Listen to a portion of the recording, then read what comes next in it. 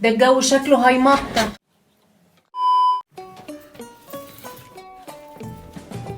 كده مفيش اي هوا يدخل الشقة.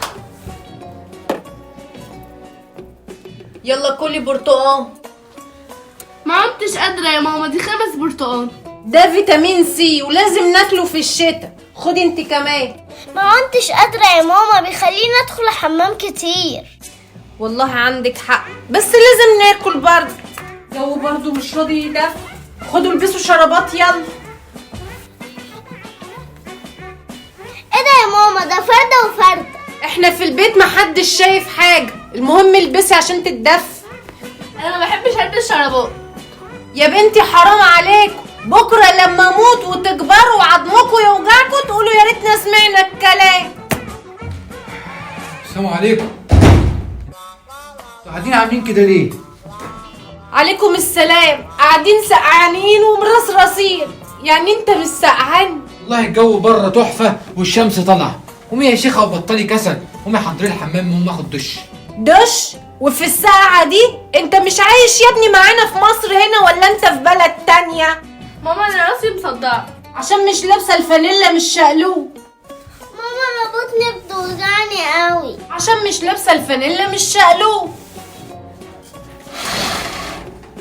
ده الجو شكله هيمطر، يبقى مفيش غيره.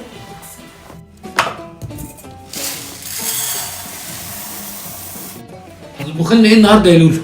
شوربة عدس. ماما هناكل ايه النهارده؟ شوربة عدس.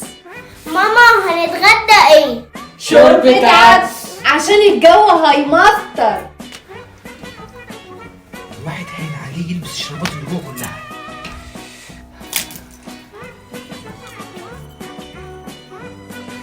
اعملي لنا سحلب والنبي يا لولو.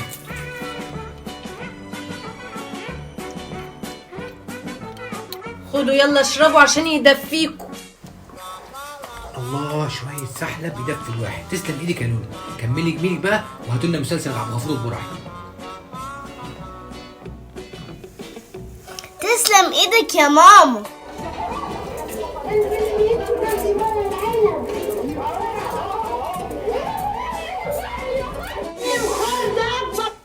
احس ان في سرسوب هوا جاي، لازم اوصل له.